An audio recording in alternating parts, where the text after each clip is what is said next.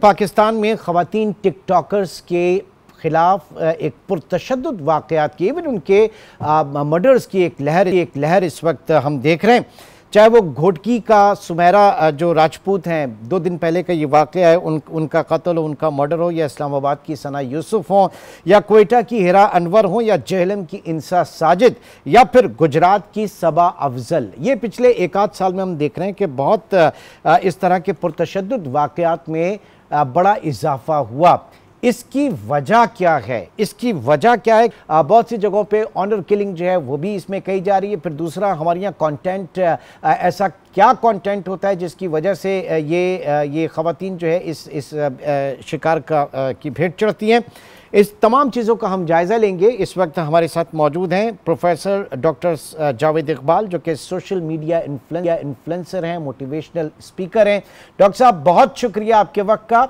और उनके साथ साथ मौजूद हैं नईम मुस्तफ़ा साहब, जो कि सीनियर सहाफ़ी हैं, तज्ज़ियाकार हैं। नईम मुस्तफ़ा साहब, आपका भी बहुत शुक्रिया।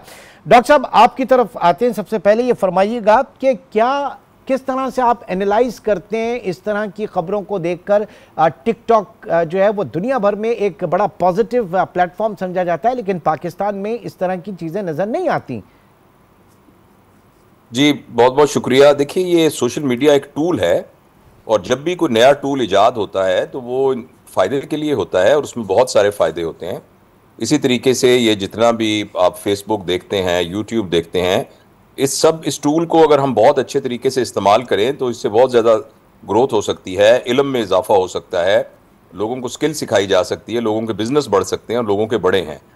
लेकिन मसला ये है कि जो इस्तेमाल को गलत तरीके से करते हैं, जैसे छुरी एक बहुत ज़बरदस्त इंस्ट्रूमेंट है, फल काटिए, सेब काटिए इनको, और मैं छुरी को इस्तेमाल करता हूँ सर्जरी के लिए, तो बड़ा फ़ायदेमंद है, मैं बीइंग सर्जन। लेकिन यही छुरी अगर लोगों के पेट फाड़ने लग जाए तो ज़ाहिर है ये बहुत ख़तरनाक है। बच्चों के हाथ में आ जाए तो छीलने लग जाते हैं। जो आपने वाक़या किया है, देखें टिकटॉक पर हमारे यहाँ कॉन्टेंट्स अगर आप देखें ना, तो 80% कॉन्टेंट ऐसे हैं जिनका ताल्लुक एक सतही किस्म की एंटरटेनमेंट के साथ है। एक तो है ना डीप एंटरटेनमेंट, जिसमें आप देख के वाकई हिज उठाते हैं, और एक है जो बिल्कुल ही एक सतही किस्म की, बल्कि चीप जिसे कहना चाहिए, उस तरह की एंटरटेनमेंट जिसमें बगैर किसी, माफी चाहता हूं, बगैर किसी जहानत के, सिर्फ एक ठट्ठा जैसे होता है ना, ठट्ठा लगाने के लिए एक मजा का खेज बात। एक आदमी केले पे छिलके पर फिसल गया, सब लोग हंसने लग गए। किसी के जेब आपने चूहा जो है उसकी शर्ट में डाल दिया, वो उछल पड़ा, सब हंस पड़े। और फिर जब इसमें से लड़कियां आई हैं ना, बच्चियां, देखिए हम जितना मर्जी इस बात को कहें, हमारी तहजीब इस बात को इजाजत नहीं देती कि लड़कियां बहुत ही खुलेआम अवेलेबल हो जाएं। देखिए, हमारे घरों के अंदर अब हम मगरिब से मरूब होकर और फेमिनाइजेशन के उस सारी मूवमेंट के उत्तर आकर बाज़ औक़ात इतना हद को क्रॉस कर जाते हैं कि जो हमारी तहजीब और हमारा तमद्दुन, हमारी रवायत, हमारे दीन के साथ बिल्कुल क्लैश करता है। देखिए, हमारे यहाँ अक्सर बेल बजती है तो लोग कहते हैं बेटी नहीं जाएगी, बेटा जाए, दूध वाला आया होगा। और अगर फर्ज करें छोटी बेटी जाती है तो हम कहते हैं बेटा सर पे दुपट्टा लेकर जाना। ये वो हमारी तहजीब थी जिस तहजीब के साथ हम सारे पले बड़े हैं।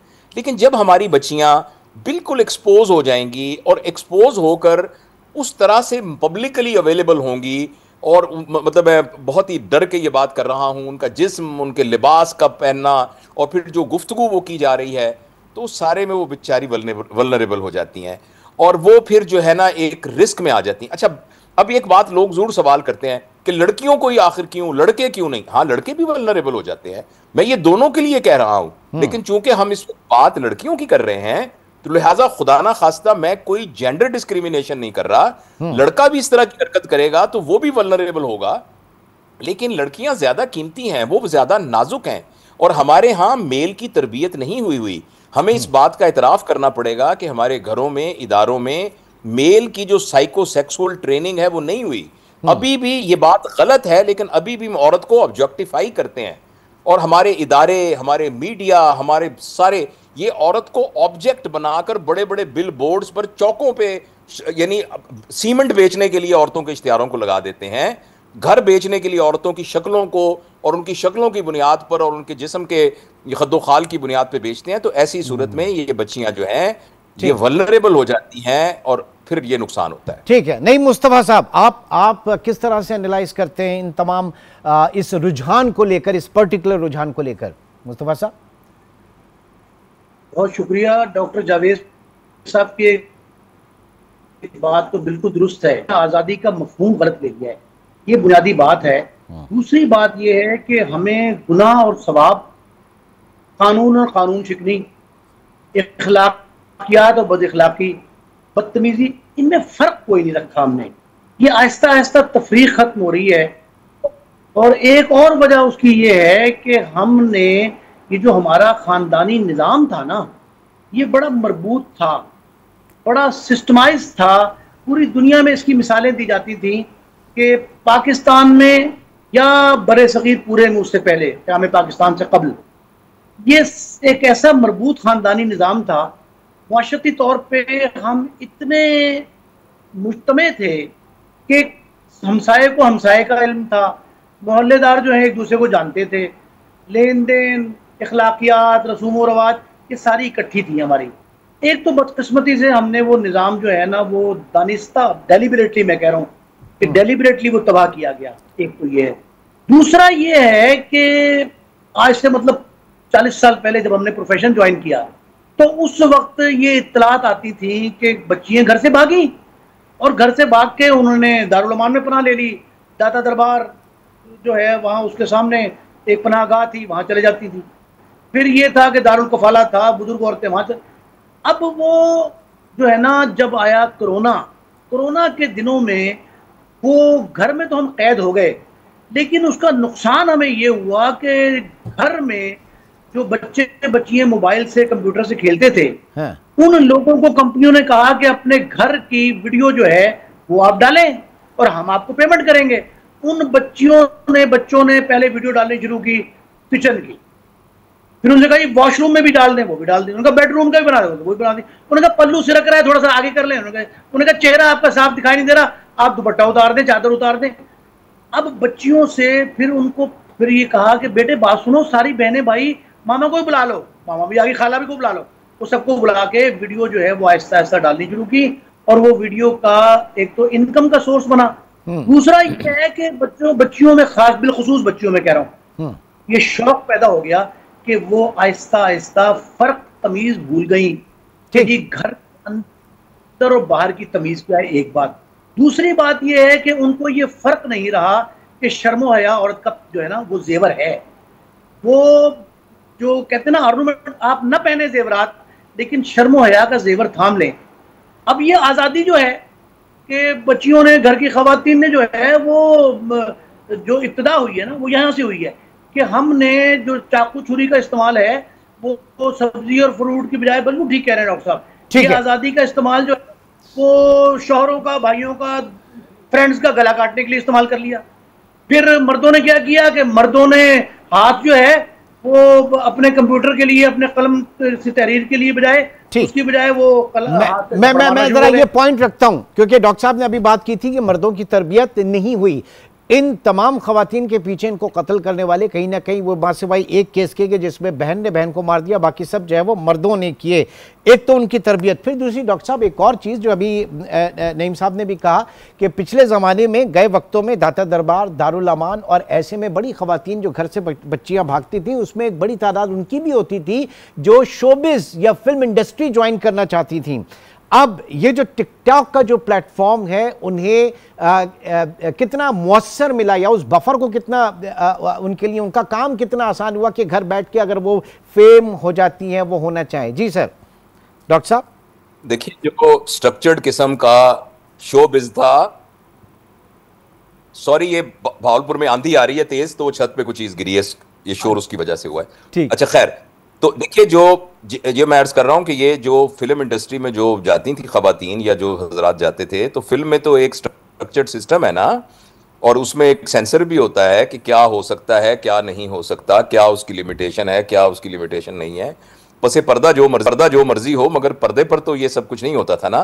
तो अब तो हर एक का अपने हाथ में टीवी है, तो उसमें आप जो मर्जी कर दीजिए।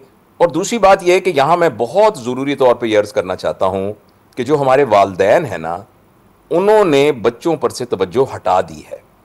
और वो उनको, मेरे घर के अंदर मेरा बेटा है ना 12 साल का, 15 साल का, तो मुझे खबर होनी चाहिए कि वो सोशल मीडिया पर किन साइट्स पर जाता है, मुझे अपने बच्चे पर तवज्जो देनी चाहिए कि उसके मिलने वाले कौन हैं, उसके दोस्त कौन हैं।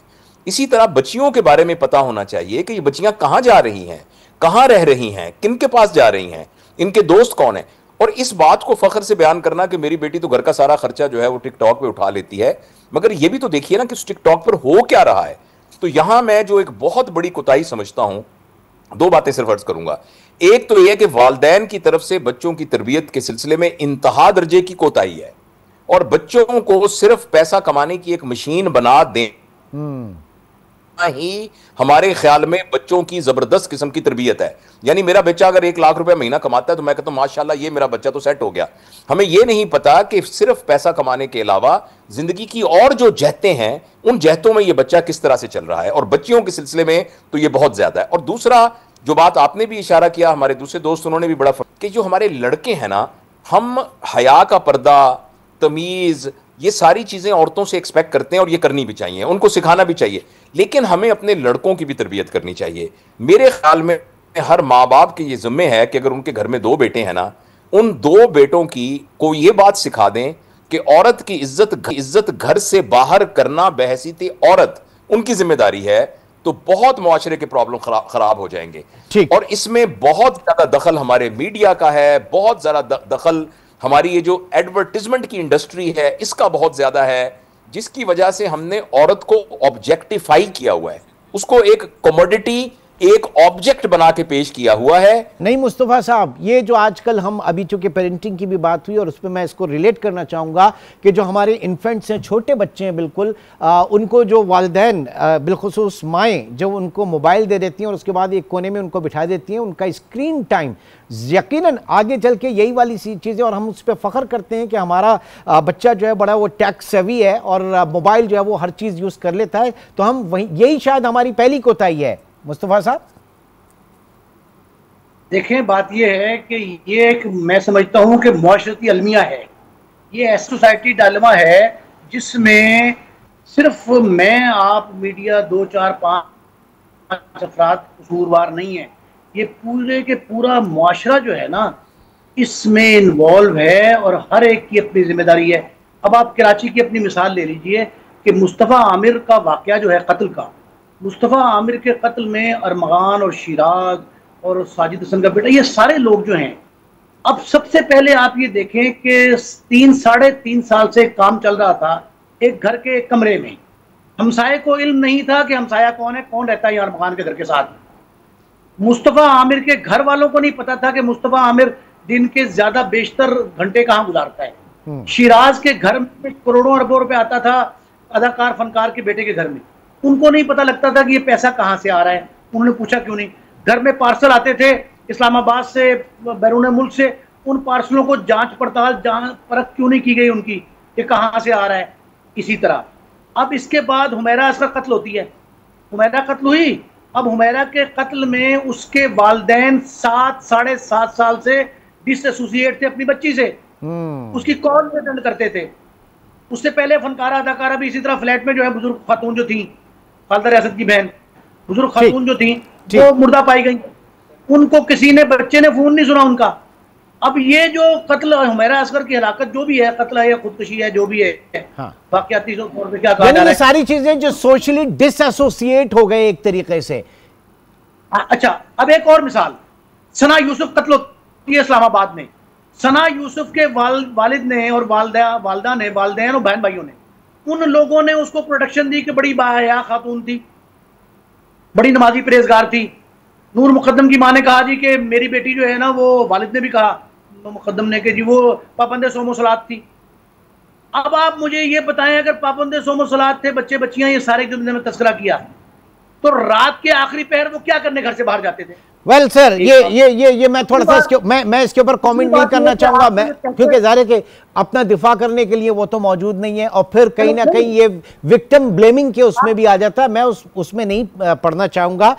डॉक्टर साहब, मैं आपकी तरफ आऊंगा, ये बताइए कि इन सूरत हाल से बचने के लिए वे आउट क्या है, दूसरा ये कि क्या पाकिस्तान में सोशल मीडिया के हवाले से रेगुलेट करना इसको ज़रूरी है, इसके ऊपर कोई ना कोई कानून साजी होनी चाहिए या नहीं होनी चाहिए? क्योंकि हम रेगुलेशन वगैरह जो देखते हैं वो सिर्फ पॉलिटिकल इन्फ्लुएंस और पॉलिटिकल उसके ऊपर देखते हैं, ये सोशल ज़्यादा खतरनाक है सर। जी बिल्कुल, आप सही कहते हैं। तो मैं सवालों का एक एक करके जवाब देने की कोशिश करता हूं।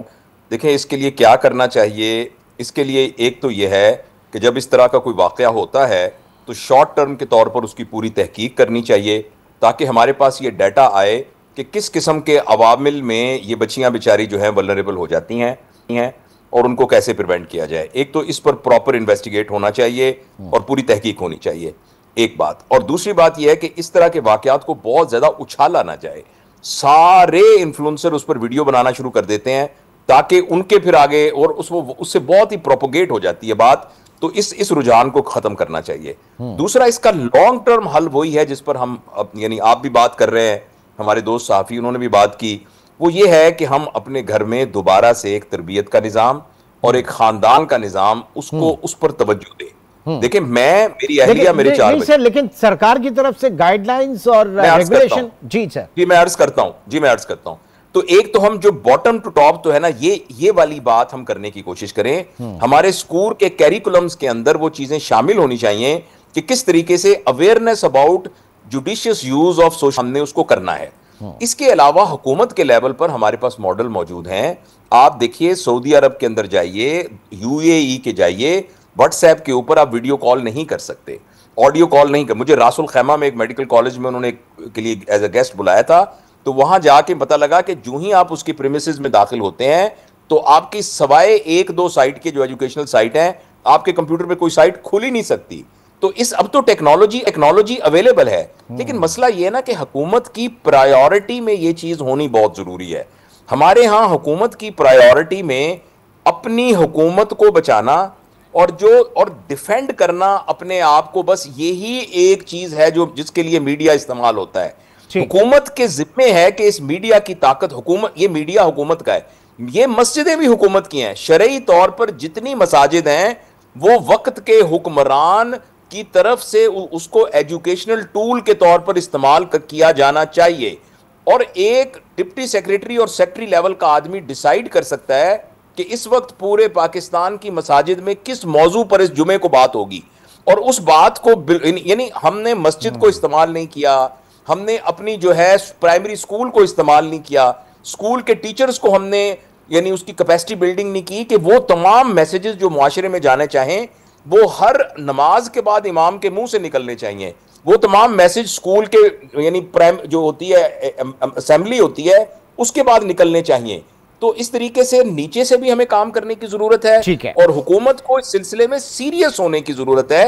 एक कुछ ना करे, एक टास्क फोर्स बना दें, कुछ समझदार बंदे मीडिया से, कोई अपना यानी अपना कोई वजीर और इस तरह से कोई यूनिवर्सिटी के वाइस चांसलर जो कि यानी इसके हों यानी जर्नलिज्म से इन्वॉल्व हों और किसी मजहबी रहनुमा को मिला के कमेटी बना दें जो पूरी टास्क फोर्स हो और हुकूमत को सजेस्ट करे कि किस किस लेवल पर तमाम तर कंसेंसस के साथ, मुशावरत के साथ इस मामले को एक सही ढाल के साथ आगे लेकर चला जाए। रेगुलेशन जरूरी है, लेकिन उसके लिए जैसे डॉक्टर साहब ने कहा कि बॉटम टू टॉप अप्रोच जो है वो अपने तौर पे हम इस्तेमाल करें। हम और फिर रियासत की जिम्मेदारी है, वो रियासत की जिम्मेदारी है, रियासत उससे पीछे किसी तौर ना हटे।